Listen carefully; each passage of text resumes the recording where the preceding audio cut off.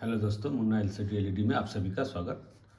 दोस्तों, पहले मैं बता दूं कि आप लोग बहुत कॉल करते हैं, बहुत व्हाट्सअप करते हैं। आप ये बोलते हैं कि सर आप एलईडी अब नहीं सिखा रहे हैं क्या? तो हम एलईडी क्यों छोड़ेंगे? ठीक ना। हमने एलईडी एलसीडी का ट्रेनिंग ऑलरेडी देते हैं, लेकिन इसके साथ साथ जो लिथियम जो आई हुई है, ये बीएमएस की ट्रेनिंग, ये चार्जर की ट्रेनिंग, ठीक ना। उस ऊपर से आप हाइब्रिड जो इन्वर्टर होती है, जो सोलर पैनल की, उसकी ट्रेनिंग इसी के साथ जुड़ा हुआ है, ठीक ना।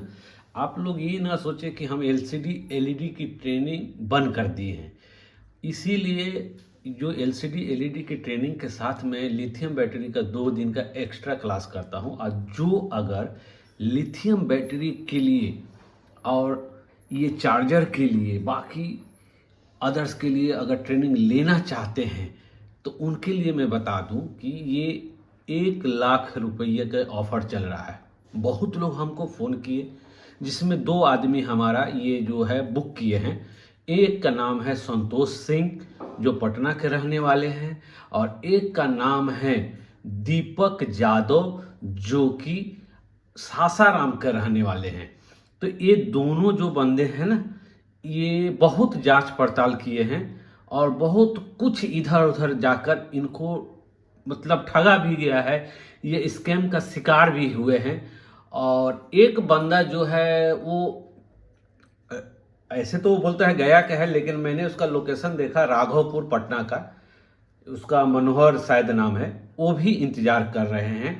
तो आप अगर जैसे कि यहाँ पर हमारे जो एक मित्र है, जैसे बहुत लोग बोलते हैं कि सर ये बहुत ज़्यादा हो जा रहा है, ठीक ना, ये 1 लाख रुपया एक दिन में बहुत ज़्यादा हो जा रहा है।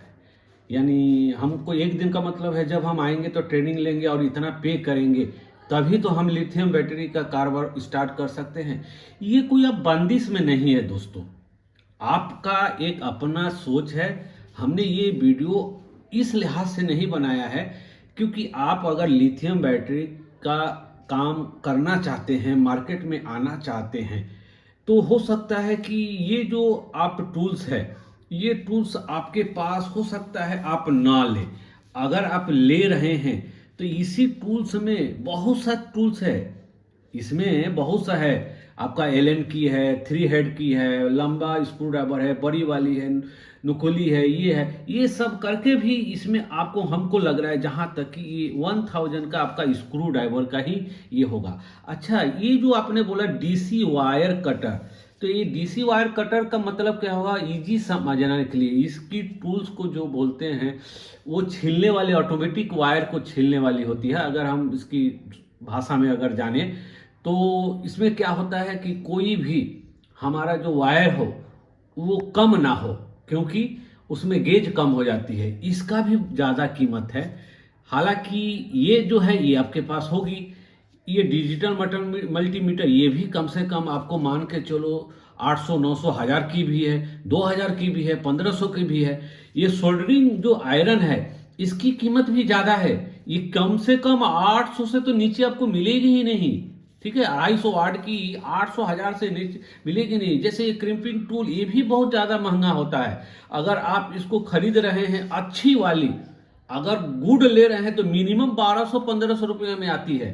ये भी महंगी है, ये भी आपको रिवेल गन जो होता है, ये भी महंगी है। आप सोच रहे होंगे ये air tester, spot welding machine, intelligent equaliser machine, ये तो लगभग आपको, हमको लगता है कि जितने भी कम हो, ठीक है, ये 20,000 से ऊपर में ही होगी। और ये चार्ज डिस्चार्ज और सेल ग्रेटिंग, ये भी 30-35 हज़ार की आती है, ये भी 20,000 की आती है। उस पर से आपका ट्रेनिंग है, उस पर से आपका बहुत कुछ एक्सपेंसिव है, ठीक ना। इसलिए इसको आपके लिहाज से ये बनाया गया है। अच्छा, यहाँ पर बहुत लोग बोल रहे हैं कि सर हम 1 लाख रुपया इनकम करेंगे कैसे, ठीक ना। आपको 1 लाख रुपया आप इनकम करेंगे कैसे? 1 लाख रुपया इनकम, एक लोग जो है आप इनकम कर सकते हैं, 1 लाख तक आप इनकम कर सकते हैं। अब इसमें आपका निर्भर है, अगर आपके पास डेली एक ग्राहक भी आ रहा है ना, तो इस मुकाम को छूने में आपको हर महीना कोई दिक्कत नहीं है। आप याद रखना होगा, एक ग्राहक आपको डेली प्रेजेंट होना चाहिए। अगर 2 आ गए, 3 आ गए, या एक दिन 3 आया, एक दिन नहीं भी आया, तो वो जो है एवरेज ले के चला जा सकता है। आप 30 ग्राहक को ही लेके चलिए ना, ठीक ना। तो आप सोचोगे कि इतना लंबा चौड़ा, मतलब इसी में हमारा 5 मिनट का वीडियो चला गया, तो बाकी वीडियो क्या बनाएंगे। तो यहाँ पर भी आपको हमको क्लियर करके, डाउट जो है आपका क्लियर करके चलना है। अच्छा, ये जो बिग ऑफर जो है ना, कोलकाता, मुंबई, पटना, ये नहीं बोल रहा हूं कि टूल्स आपको हमसे ही लेना होगा, ठीक है। आप नहीं भी ले सकते हैं, लेकिन आपको इतना जो है वो लगेगा। अभी हमारी जो कोलकाता का मार्केट है ना, इसमें एक ही टूल्स का दाम है 40 से ऊपर, 40,000 से ऊपर एक ही टूल्स का दाम है। अब सोच लीजिए, एक टूल का 40 से ऊपर है, तो बाकी टूल्स और ट्रेनिंग की क्या होगी। तो एलईडी एलसीडी रिपेयरिंग से इसमें ज़्यादा टूल्स की आवश्यकता होती है और ज़्यादा महंगी है। हम लोग आगे चले। एसएमपीएस है। एसएमपीएस का प्रॉब्लम है कि ये जो है यहाँ पर जो रेड ग्रीन जो लाइट होती है ना, ये नहीं जल रही है। जैसे कि हम इसको बिजली दे दें और ये एक आवाज़ हुआ, लेकिन रेड ग्रीन जो लाइट है वो नहीं जल रही है, ठीक। यहाँ पर दिख रहा है। अब यहाँ पर है कि हमारी प्रॉब्लम क्या है। प्रॉब्लम पहले जान ले। तो प्रॉब्लम है कि ये हुआ हमारा हॉट सेक्शन, इस तरफ का लाइन दिया हुआ है, ठीक है। ये हुआ हमारा कोल्ड सेक्शन, ठीक। तो इसमें एक दिया गया है एलएम आईसी दिया गया है। तो वही एलएम जो आईसी है ना, ये हमारा एलईडी एलसीडी में भी लगाया जाता है बैकलाइट के लिए, ठीक। बशर्ते इसमें जो है स्टार्टिंग जो है वो दूसरी से है, जैसे कि ए बी सी से स्टार्टिंग हो। तो ए बी से स्टार्टिंग होने का मतलब हुआ कि ये एसएमडी में आ गई, और एल एम से स्टार्टिंग होने का मतलब हुआ कि ये पिन वाली आईसी आ गई। अब रहा सवाल कि इसकी और इसकी जो है एम्पियर में थोड़ी सी डिफरेंस है। ये थोड़ा सा ज़्यादा होगा तो ये कम होगा, ये कम होगा तो ये ज़्यादा होगा। लेकिन ये जो एम्पलीफायर आईसी बोला जाता है, जिसको नॉन इन्वर्टरिंग और इन्वर्टरिंग बोलते हैं, या आपको समझ लीजिए कि इसमें कुछ डायोड है, ठीक है। तो इस आईसी को एम्पलीफायर भी आईसी बोला जाता है। और इसका काम क्या है, तो हम लोग पहले जान ले कि एलईडी एलसीडी में हम लोगों को मालूम है कि ये ट्रांसफार्मर से हमारा एक हाई वोल्टेज निकलता है। अगर ये लोड पड़ता है तो जितना का लोड रहता है उतना पे आके थम जाता है। तो ये आईसी हमारा क्या करता है, कंट्रोल करता है। इसमें क्या मिलता है, हमारा सिग्नल मिलता है। कौन सी सिग्नल मिलता है कि एक मिलता है पीडब्ल्यूएम की सिग्नल, या बीआरआई, या जो बोल दे एडीजे, इसकी सिग्नल, इसकी फ्रीक्वेंसी इसमें जाती है। और एक होता है बीएल वोल्टेज, यानी 2 तरह का। ठीक इसी तरह से यहाँ पर भी 2 तरह का इसको दिया हुआ रहता है। एक हमारा सप्लाई दिया रहता है, और एक जो है 5 वोल्ट देकर उसको बीएल के काम किया हुआ रहता है। तो यहाँ पर जो नहीं चल रहा है, इसमें एक ही कारण है कि इसकी फीडबैक की सेक्शन जो है वो खराब है। पहले हम स्टार्ट जो ये कर रहे हैं, आप सोचोगे कि इतना लंबा चौड़ा क्यों। मैं जो चीज़ स्टार्ट करता हूँ आपको सही सही बताने के लिए कोशिश करता हूँ, जो कि पहले आप जान ले कि ये इसमें लगा देना से तो चलेगा। इसमें अगर हम लगा दें तो बहुत ही अच्छी चलेगी, लेकिन इसका जो एम्पियर है, ये सब का जो मॉड्यूल का एम्पियर होता है, ये होता है 3 एम्पियर। अधिकतर से अधिकतर आप 5 एम्पियर तक इसको यूज कर सकते हैं। जहां आप 5 से ज़्यादा यूज किए तो ये क्या होगी, नहीं चलेगी। आप जिसको लगा देते होंगे तो इत्तेफाक से वो 5 एम्पियर तक जहां यूज करता होगा तो ये चल जाता होगा। जहां वो 5 से ज़्यादा यूज किया 1 घंटे में ये बर्न हो जाएगी। यहाँ पर आपको मैं सुबह एक शॉर्ट वीडियो डाला था कि ये 48 वोल्ट और 160 एच, लेकिन ये 48 वोल्ट 160 एच की ये हमारी एसएमपीएस या चार्जर नहीं है। ठीक, अब हम लोग इसको मतलब ट्रबल शूटिंग करेंगे। फीडबैक में इसमें क्या होता है कि हमको एक रेजिस्टेंस चेंज करना पड़ता है। कौन सा रेजिस्टेंस चेंज करना पड़ता है, यहाँ पर इन्वर्टरिंग में या एम्पलीफायर में एक रेजिस्टेंस इसमें जो हो जाती है हाई चाहे ओपन, जो भी बोलिए, ठीक ना। ये हमारा 2.7 की जो रेजिस्टेंस है ये ऑलरेडी ये ओपन हो चुकी है। और इसमें एक अच्छी बात है कि ये जहाँ पर इसको यूज किया गया है वहाँ पर हर रेजिस्टेंस का नंबर दिया गया है 2K7। हमने 2.7 के बोला, ठीक है, 2K7।